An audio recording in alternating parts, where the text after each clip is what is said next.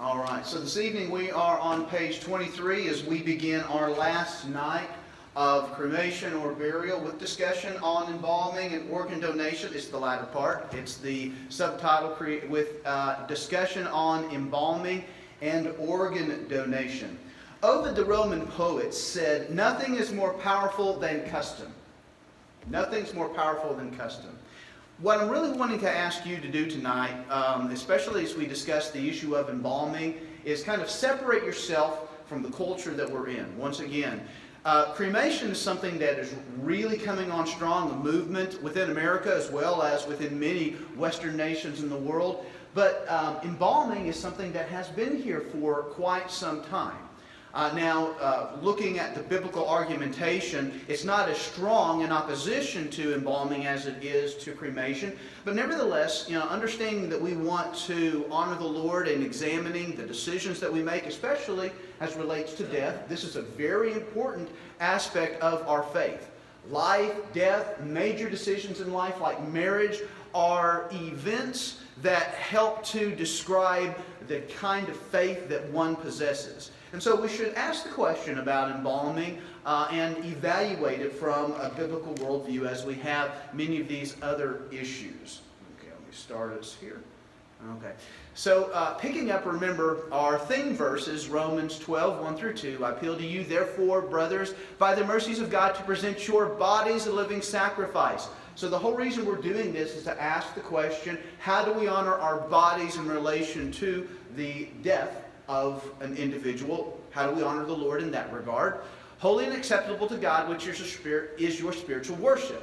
Don't be conformed to this world, but be transformed by the renewing of your mind. We want to examine every thought, and we want to bring it under the submission, take it to the submission of Christ, as we read in 1 Corinthians chapter 10. Captive to Christ Jesus. Not being conformed to the world, but transformed by the renewing of our mind. Once again, doing this so that we might honor the Lord, that by testing you may discern what is the will of God, that which is good and acceptable and perfect. All right, we'll move past the qualification statement. I think everybody here has been at least a couple of times.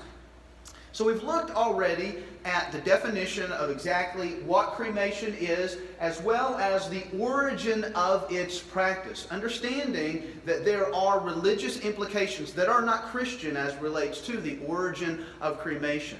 Moving on, we saw the burial customs for the Bible, as well as within just Christian tradition overall. We saw that it was a predominant practice among the Jews as well as among early Christians. We also talked about various arguments. We looked at arguments for and arguments against cremation, both biblically as well as practically. And that's what we did over the last 2 or 3 weeks. And tonight we're finishing with the discussion of embalming and organ donation. That's where we are this evening. Once again, on page 23. So if you've got your copies of your books, you can open them to page 23. We begin with embalm or not to embalm. Well, that is the question. The definition of embalming. Modern embalming involves the replacement of blood with chemicals to help preserve or show the process of natural decay. Let me read that one more time, though it's right in front of you. Modern embalming involves the replacement of blood with chemicals to help preserve or slow the process of natural decay. That probably is a no-brainer. Many of you are familiar with that aspect of embalming. But as we move forward, we see, for instance, as Dr. Iserson, in his book, this is a great book if you're ever interested in learning a lot more. It'll take you into greater detail. Death to Dust, What Happens to Dead Bodies. It gives you pretty much an upfront understanding of what does take place. And he is a medical doctor, by the way. So, once again, it's a great book. If you want to borrow it, I will let you do that. Dr. Iserson, though, observes that American death rites are considered to be exotic by non-Americans since they are more elaborate than those in any other industrialized Western country.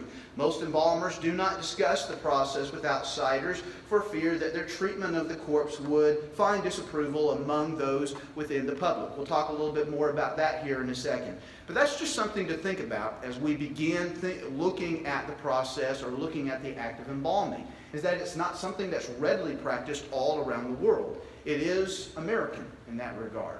Not saying that other nations don't practice embalming. We're going to see it's old as Egypt in that regard. But as the practice has picked up steam, as casual as it is so often utilized, we'll put it that way, it's very American in that regard. And so once again, as Dr. Iserson communicates, many of the nations around the world see that as somewhat exotic in relation to our use of the process of embalming. And like I said with cremation, we're going to talk a little bit more about the process, but I'm not going to go into great detail, once again, because it is graphic. So if you are interested, as some of you came up and looked in the book about the process of cremation, if you are interested, then once again, both in Geisler's as well as Schmidt's books, like Dr. Iserson as well, but with Iserson you'd have to kind of go through quite a bit more information. They have a good summary of what happens during embalming, and I would highly recommend, if you are going to make a decision for either yourself or for somebody else, you really should understand what is involved in the process or the event of embalming. And once again, it'll be found in here. So if you want a copy of the page, something like that, I'd be happy to do that. But come and take a look at that if you would take a chance, or would just get a chance in doing that. Continuing on, something I know that some of you have communicated when I mentioned this last week. Although not widely known in the public, embalming is not legally required in the United States and Canada. And Christians, for that matter, do not have to choose embalming. And I use that word choose because that is the case. It is a choice. You can go to funerals.org. I've got several articles that I pointed to you up here that communicate your rights in relation to funerals. Great articles if you want to educate yourself on that. But once again, let me say this very clearly. Embalming is not legally required in the United States or in Canada. Oftentimes, we tend to think that way, but it is not. It is not something that, once again, is legally required. Continuing on. In fact, there are options, other options. Reputable mortuaries will honor requests not to embalm the deceased person's body. These mortuaries keep the body refrigerated, and they also permit private viewing for relatives or for burial. As I communicated before, I believe I have great relationships with the funeral homes here in town in Granite City, considering primarily Irwin's as well as Woostrom. And when I wanted to ask some questions, I called them up and I asked them especially about embalming. I asked them some questions about cremation, which they pretty much validated. But with embalming, one of the things that's important to understand is what are the laws from state to state that are regulated, for instance, by the Federal Trade Commission. You need to understand what that is.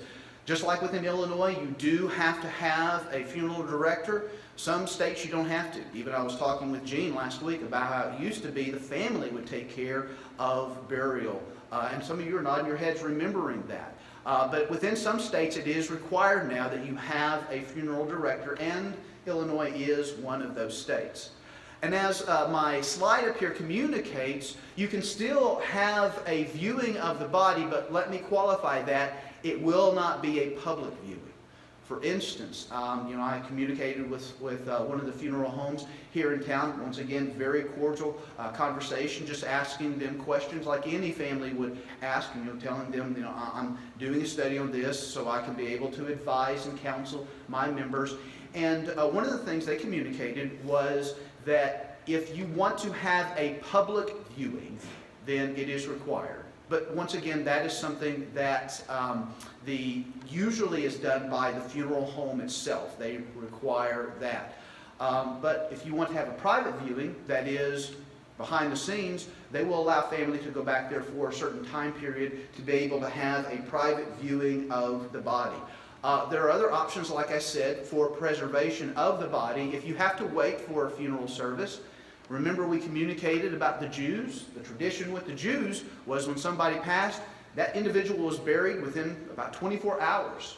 And normally they would have the body that would be laid out within the home. People would come by and view, they would stop what they were doing, come by the home and view the body. Then they would have a somewhat processional, like we would talk about today, bury the body.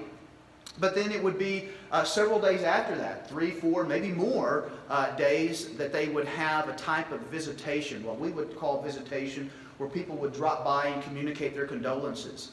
Interestingly enough, in reading about early traditions in America, that's what it used to be like back in the 19th century as well. It was very similar to that particular type of tradition.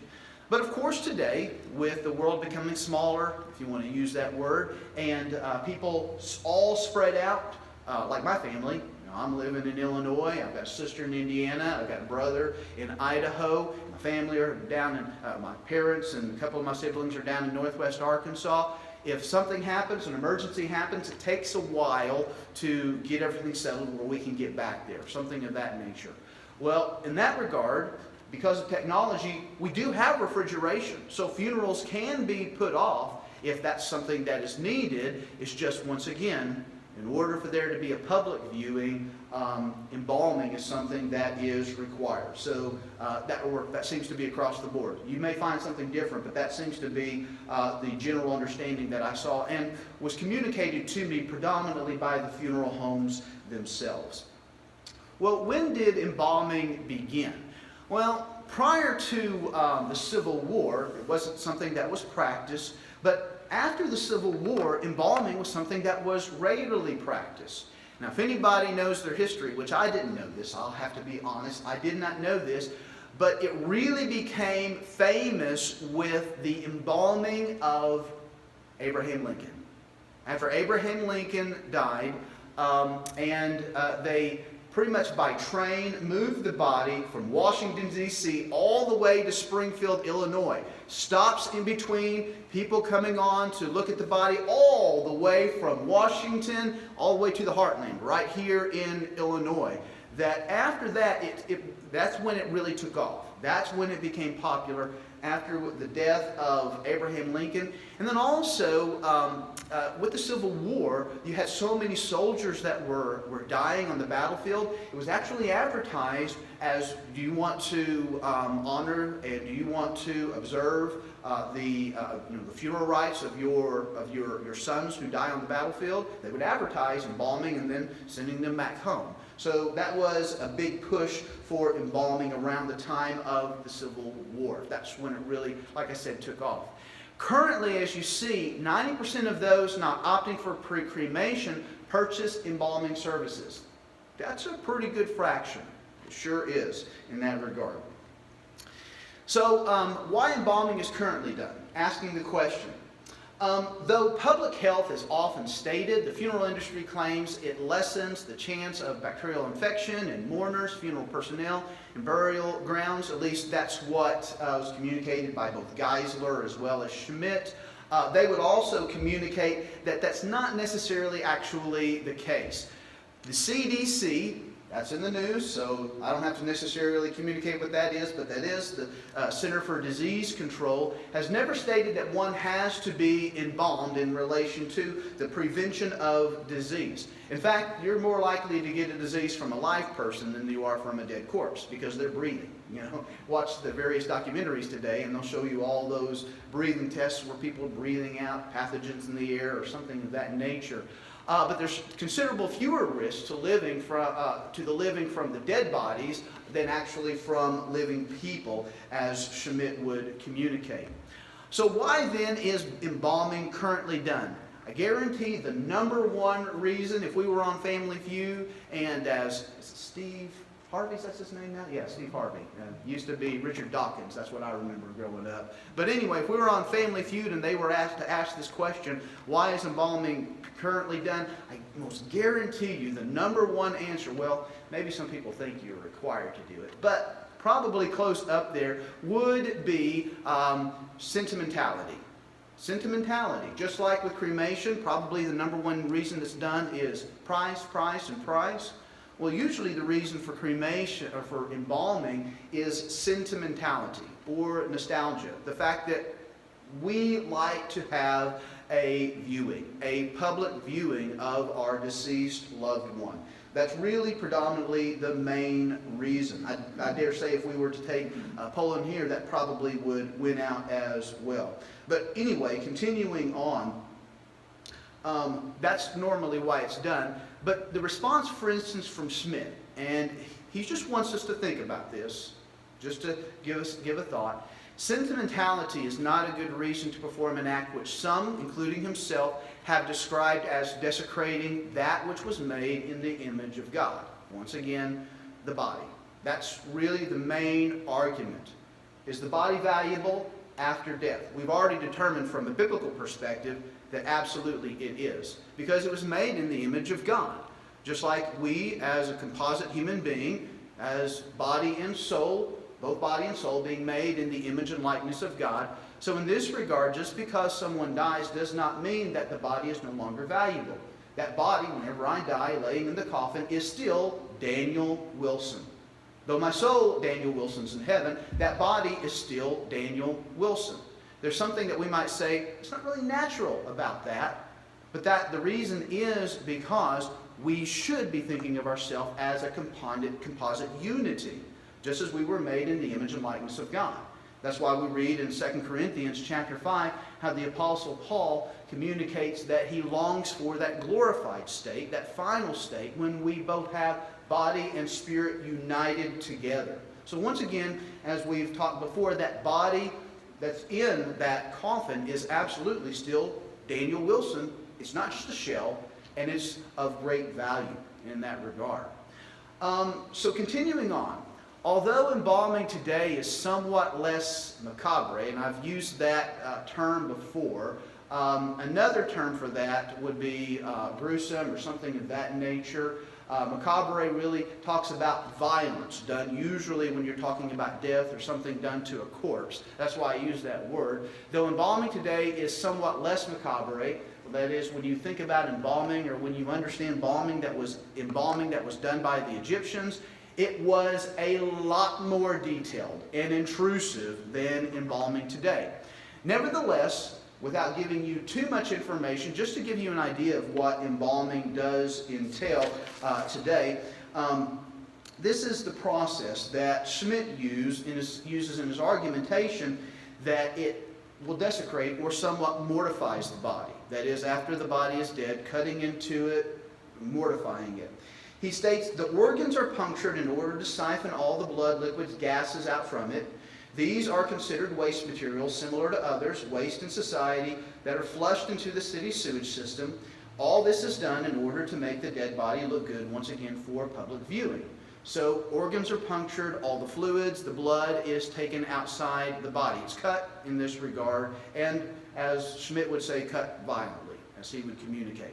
You know, that would be somewhat of a subjective perspective, but nevertheless, that is his perspective.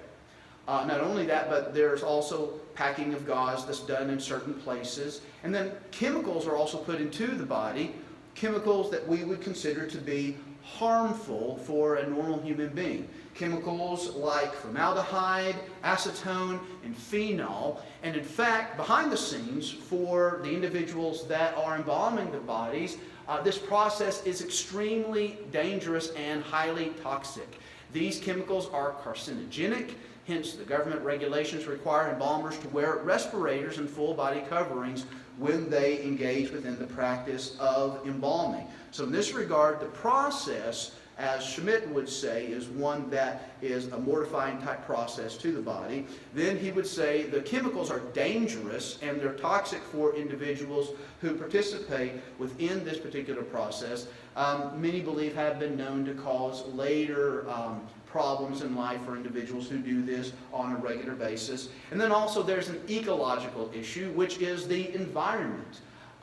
When the average human body is embalmed, there's about 2 gallons of formaldehyde, also known as formalin, that's injected into the body to complete the embalming process. Okay? What that means, though, is that though it's not been conclusively proven, there are a lot of assertions out there that embalming fluids probably are going to be could pollute or probably will pollute the soil. I say probably will simply by the fact that all the evidence and all the experimentation has not necessarily been performed at this point. Now there are cases, and you can go and you can Google them, and you can read articles about them, about how in certain Civil War burial sites, water was polluted by arsenic because, well, they used chemicals that they don't use necessarily today, or how some of these chemicals have seeped into the soil. But I want you to think about this. The figures that have been given, this was about 5 years ago, are about 800,000 to 1 million gallons of formaldehyde a year are basically put into the ground. Now, we both know, or all of us know, that wooden coffins will rot, that steel coffins will rust. These chemicals, acetone, phenol, formaldehyde, will get into the soil. So there is an ecological issue that Christians also should consider. We should consider the fact that the body is valuable. Think about that whenever we consider the potential of embalming. Number two, we should consider the potential harm that it could cause other individuals because the chemicals are toxic. Number three, we should consider the ecological issue relating to the fact that these chemicals are being seeped into the soil, biblically understanding that when we were created in the image and likeness of God, then God placed Adam, he created man, male and female, and created them such to have dominion over the fish of the sea, over the birds of the heaven, over every living thing that moves on the earth. And God said, behold, I've given you every plant yielding seed that's on the face of the earth, every tree with the seed that's on the face of the earth, and every tree with seed in its fruit, you shall have them for food. And then when God placed Adam and Eve in the Garden of Eden, he communicated in a parallel way that they should cultivate and keep the garden. Work and labor at the garden, which basically was a way of communicating, I have given you several resources, utilize them in watching over, in being a steward and a manager of what I've placed you over. Just like we have dominion over the animals and we have dominion over this earth, humanity, which is probably what we're going to be doing in the new heavens and new earth, we have dominion over these things. We are mediators. Just like Adam is a mediator over the creation, we, in this regard, as descendants of Adam, are mediators over the creation. So also Israel was a kingdom of priests. They were mediators, just like they were priests, though, of the tribe of Levi, the sons of Aaron, that were mediators within Israel. And so also the church, just like Israel, is a kingdom of priests, mediators. That's why you see throughout the scriptures this concept of mediator, mediator, mediator. That is a go-between between God and man, or God and his creation. Generally, man, Adam, is a mediator between God and his creation. We're to be good stewards and managers of the creation God has given us. These are principles that are often discussed whenever we talk about the environment and how we, as Christians, should be those who are moving forward and spearheading the desire to make sure that we don't litter, for that matter, but we take care of the world that God has given to us. So in that regard, it is a Christian issue, that is the chemicals that are placed into the ground, something we also have to think about. So the major issues, principles that we should think about whenever we are considering embalming are, once again, the mortification, potential mortification of the flesh. Number two, the toxic dangers of the chemicals. Number three, the ecological or environmental issues. And then that would next pose another question. Okay, well, there were cremations in the Bible, and we saw various issues relating to these cremations. Is there anything about embalming in the Bible? The answer, once again, is yes. There is information about embalming in the Bible. Both Jacob and Joseph are mentioned as being embalmed. So if you can read once again the next slide, there are two cases. This is Jacob and Joseph that are mentioned in the Bible. Neither has any biblical precedence or support. In other words, you don't see it happening prior to that, and you really don't see it after in that regard. The Bible doesn't indicate that Christians are to imitate the embalming of Jacob and Joseph. Both embalming accounts are merely descriptive and not prescriptive. This would actually be the argument of Alvin Schmidt in that regard. In other words, if you turn to Genesis chapter 49, the very end of the book, after Jacob blesses all of his sons, he then communicates to Joseph that he wants Joseph after he dies to make sure that he is buried in the promised land, in the cave of Machpelah. We've already talked quite a bit about that, especially when we dealt with the burial customs of the Jews, where Abraham, Sarah, where his wife Leah, where Isaac and Rebekah, where they're all buried. And we understand that there are tremendous implications as relates to the promise that God had given to Abraham, though they were strangers and sojourners within that land. Nevertheless, being buried in that cave, a cave that Abraham had bought whenever Sarah died, showed tremendous faith. Faith that God would keep his promises. And when Abraham said, I want to be buried there in Machpelah, that was a tremendous promise as well. And so he told Joseph, or he asked Joseph to fulfill that promise, that is, that he be buried in the cave of Machpelah. And then we read subsequently in Genesis chapter 50 in a couple of places. For instance, here in verse 2, Joseph commanded his servants, after Jacob had died, the physicians to embalm his father. So the physicians embalmed Israel. Once again, the embalming of the Egyptians is a little bit different, more intrusive, in fact, than the embalming that is done today. At least that would be from my opinion. And then finally, we also read at the very end of Genesis, so Joseph died being 110 years old. They embalmed him, and he was put in a coffin in Egypt. Now, in relation to what Schmidt had said, in communicating that when you look at this passage, there's no precedent. The pattern that has been followed by Abraham and Isaac, as well as many others, is that of burial. Dust to dust, we even read in Genesis chapter 3 and verse 19, I believe, if I remember correctly. But what's interesting about this passage is that we're talking the end of 49 all through chapter 50 deals with the burial of Jacob and then also the burial of Joseph. It is very detailed. And though, yes, it is descriptive of what happened, within such a detailed account, I just have to ask the question. Just a question that I have to ask. Why would it not be condemned, at least in some way, if it's absolutely very clearly against biblical principle? I had to ask that question. I admit that I'm very uncomfortable with it, and Schmidt answers the question this way. The way Schmidt answers it, which is, I think holds some merit, I'll put it that way. So what Schmidt says is that Joseph, having lived in the land of the Egyptians, having been a leader of the Egyptians, then took on a lot of their customs. And as he took along a lot of their customs, notice that Jacob didn't ask to be embalmed, he asked to be buried in Machpelah.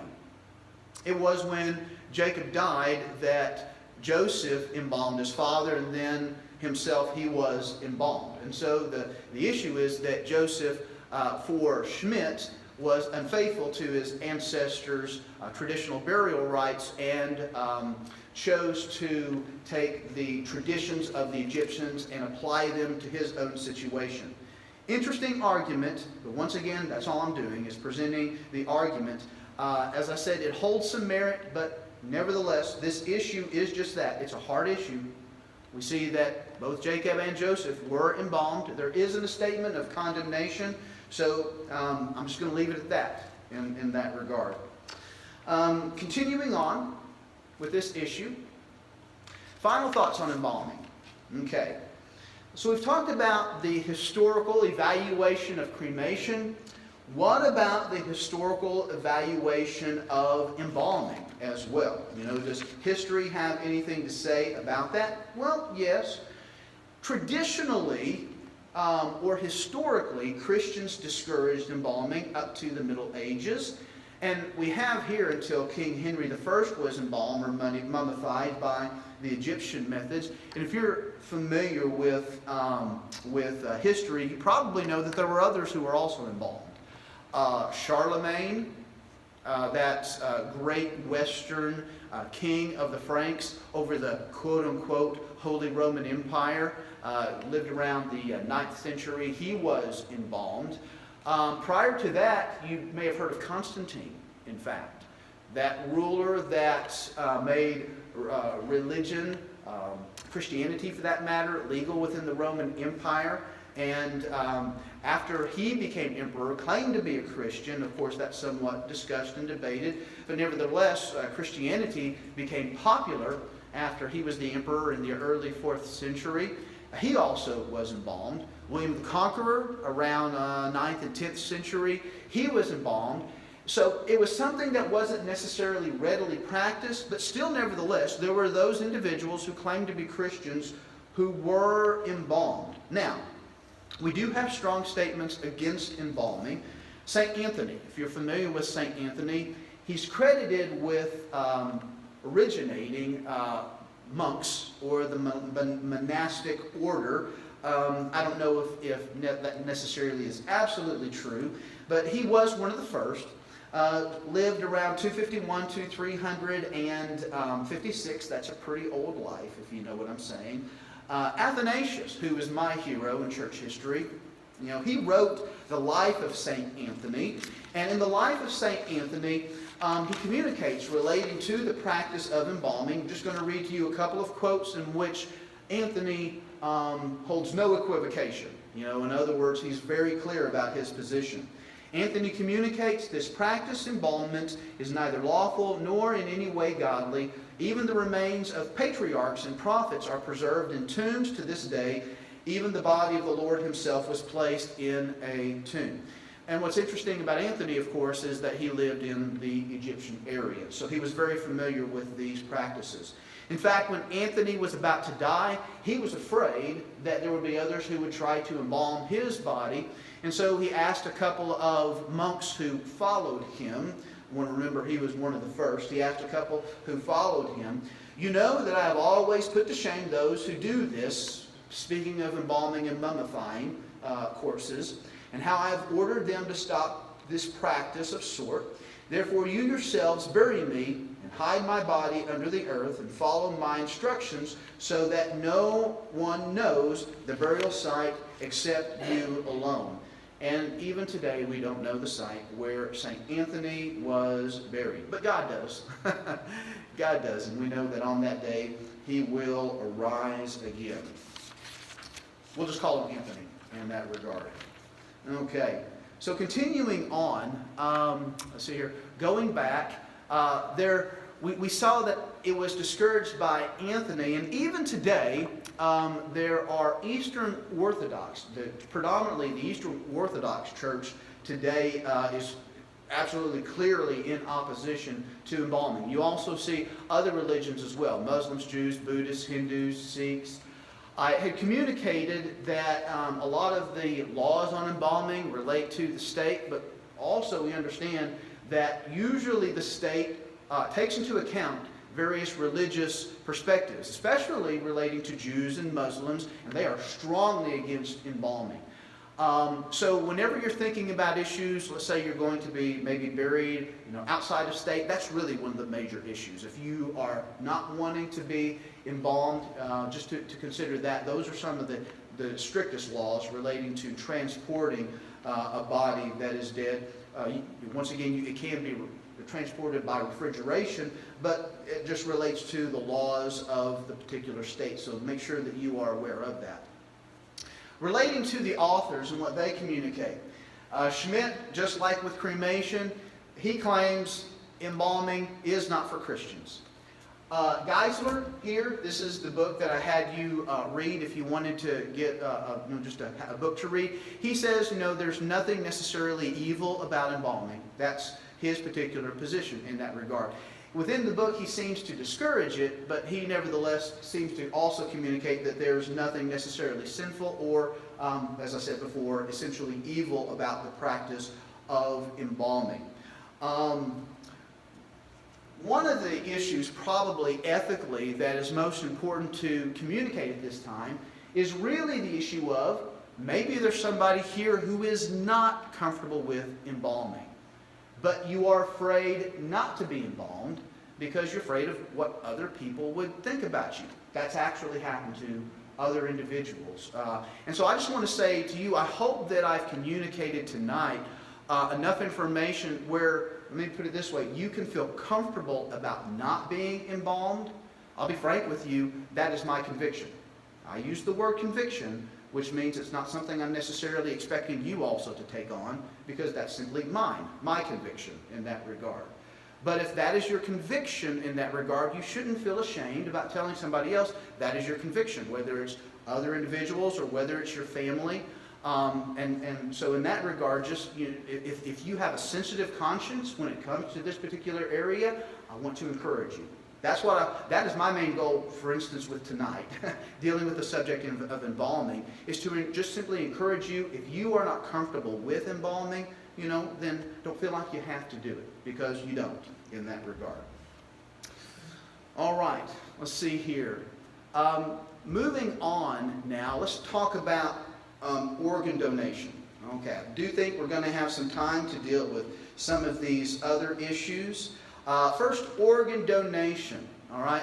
So we talked about, for instance, the cutting of the corpse with embalming. Some would see it as desecrating or mortifying the body, cutting it violently, something like that. What about cutting out organs, so that they can be placed in another body, what we call organ donation? Organ donation, then, is the process in which part of one person's body or donor is transplanted into another person's body who is the recipient. Such as if you have a good heart, good lung, if you have a good liver, things of that nature. When you die, when you pass away, your organs can be quote-unquote harvested so others can utilize them who may need them. Maybe their liver is failing and they need a transplant or another organ for that matter. This is the process normally as found within Geisler. First, death is determined either by the brain that is dead or cardiorespiratory activity. Second, permissions obtained by the relatives. Third, an organ is donated. This organ that's donated by a team preserves the organ until they can be removed. Who approves these? Well, Jews, Catholics, Greek Orthodox, Protestant, Hindus, Buddhists, pretty much across the board, except there are other groups, other traditions that do not, such as Muslims, Zoroastrians, as well as the Shinto. They do not approve of organ donation. Evaluation about it. Scripturally, we should love one another. If we're going to go under the knife to save a life, and talking about an individual, we're going to allow doctors to do that, to go into so that they can perform a procedure, once again, to save a life. Hey, what they're going to be doing is they're going to be taking organs out of an individual who has died, and they're going to be putting them into another individual so that individual might live. What's it doing? It is promoting life. Do you think that is honoring to God? Absolutely. Shows love one to another. So in this regard, once again, my personal opinion, which that's all that it is, would I recommend organ donation? Absolutely. Saving lives in that regard. Great testimony behind it. Transplantation, experimentation in that regard. Experimentation, I have to admit, I'm not so keen on that. Somebody else is, once again, in saving lives. Then, this is a personal, conscientious issue. But once again, just something to think about. Some people have given their lives to science and be buried afterward, things of that nature. And I know that's helped being able to stop disease or things of that nature. So once again, just something to think about. I do think there's a good argument for life. And so you might say, well, in one instance, you're cutting into a body for viewing, another instance for life. Once again, it's a personal issue. I see a big difference between the two, between one for the viewing, dealing with also the toxic ecological issues, and then the other, once again, for removing organs so that other lives can be saved. But once again, it's a conscientious issue. Continuing on.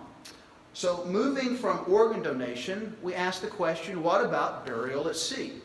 What happens if you're at sea and you die and you're not going to get back to shore in time for the body to be preserved? Well, of course, these days you have refrigeration. but I'm not sure about how the guys on the ship are going to feel about that. Nevertheless, maybe they have compartments in which those bodies can be refrigerated.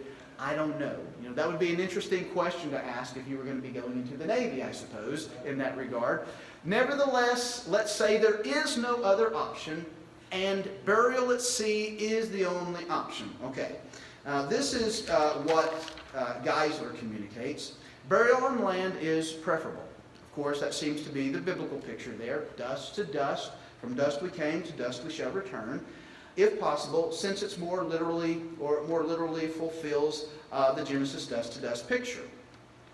On the other hand, if it is not feasible to have a land burial, then a burial at sea is a more fitting symbol than, for instance, burying the body or cremating it, as we talked about before. For instance, take baptism. Jesus Christ was buried in the earth, and he rose from the dead. We baptize somebody, place them underwater, bring them up out of the water as a symbol of Jesus' burial in the ground. That's also something that Geisler communicates. As we see here, only the element in which they're buried differs. Indeed, Christians who baptize by immersion use burial in water. So once again, the issue here is what would be best? Always best is burial in the ground, because it represents and symbolizes the hope that we have, just as Jesus was buried in the ground and rose from the dead. So also one day we will rise from the grave. It's a picture of a testimony. But nevertheless, if that's not possible, then the next best thing, according to Geisler, and I would have to agree, if there's no other option, would be burial at sea. Continuing on, question about burial at sea, symbol of Christ's burial in the earth. Already really talked about baptism. Burial at sea is a form of burial, so there's nothing essentially sinful about burial at sea. Indeed, there are times when it could be the most fitting ceremony available. Autopsies. Autopsies, once again, an issue of cutting into the body. Can be a form of mutilation of the human body. Once again, it's cutting into the body, but much like with organ donation, such as determined to curb a disease or to help cure it, we're dealing with the promotion of life. When autopsies are performed, once again, they should be performed with proper respect for the body. Now, once again, you'll have to answer your own questions in some of these issues. For instance, I would have a tendency to be okay with an autopsy were it one that is going to save lives. I would be okay with that. Nevertheless, I would prefer not to have an autopsy if it's simply, after somebody has died, to understand and know better how somebody died in that regard, just for my own sake. Not necessarily that it's going to save lives, but for my own, to assuage my own curiosity. Once again, this is just a personal opinion. I probably would say no, simply because, once again, it'd be cutting into the body simply to determine something that is not absolutely necessary. Well, once again, that's something that everybody will have to determine on their own in that regard. One more issue that we're going to deal with. What about cryonic suspension? You may remember that when I performed our sermon on the rich fool at the very end, I talked about rich people today who are undergoing cryonic suspension. Many of whom are taking the millions of dollars that they have and they're investing it, and they allow their bodies to be frozen, or they allow only their head to be frozen, believing that in the future there are going to be mechanical bodies that can be attached to the head, and they'll be much better than your bodies. I know it sounds like some kind of science fiction movie or something you would see in Star Trek, but it is actually happening today. But really, two reasons why cryonic suspension is taking place. That is, once again, the means of avoiding death by freezing the body or the head, so that later, when there's hopes of scientific advancement, that they might overcome a disease or an individual might be able to continue living. Really, the two major motivations of doing this are, number one, greed, because individuals are hoping that they'll make a lot of money and then they will be able to spend it in the future. Or, number two, a denial of death in that regard. We today want to live forever, and And sometimes people think that they will live forever, but the Bible says it's appointed for man to die. And then comes the judgment. We are not going to be able to escape death, lest the Lord come, return, which I do hope in that regard. But so cryonic suspension just doesn't seem to be a good motivation anywhere in that. Sorry, can't find one. Maybe you can come and you can tell me one that I haven't thought about, or any of these other guys in that regard. But nevertheless, I can't think of a good one in that regard. And as I have communicated with, at the end of each of these other lessons, used to be the old hymns had a lot of wonderful themes that surrounded the hope of the burial or the hope of one who had been placed in the grave. And so I have another hymn to end with tonight. Remembering the reason why that we are going through this study is because we want to honor the Lord in all our decisions. We understand, as I communicated at the very beginning of this particular lesson, as well as the beginning of the series, that what we do about death, or the decisions we make about death, reflect our beliefs. Or they should. They should reflect our beliefs as Christians. Once again, that's why I would support and promote burial in that regard. And also we should consider that whenever we're thinking about embalming and the various situations that I've brought up tonight. But thinking about the grave, the hope that we have as believers, just as Jesus died, was placed in the grave and rose again, knowing that everyone who repents of their sin and by faith trusts in Him will have that same hope. Around thy grave, Lord Jesus, in spirit here we stand, with hearts all full of praises to keep thy blessed command. Our souls by faith rejoicing to trace thy path of love, down through death's angry billows, up to the throne above. Lord Jesus, we remember the travail of thy soul, when through thy love's deep pity the waves did over thee roll. Baptized in death's dark waters, for us thy blood was shed.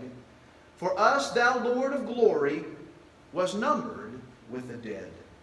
O Lord, thou now art risen, thy travail all is o'er. For sin thou once hast suffered, thou livest to die no more. Sin, death, and hell are vanquished, by thee the church's head, and lo, we share thy triumphs, thou firstborn from the dead. Unto thy death baptized, we own with thee we died, with thee our life we are risen, and shall be glorified. From sin, the world, and Satan, we are ransomed by thy blood, and here would walk as strangers, alive with thee to God. Father, tonight as we conclude this study, as we have looked at each one of these issues, I'm so very thankful for those who've come out, who have shown an interest, whether they're here or whether they're watching on the video.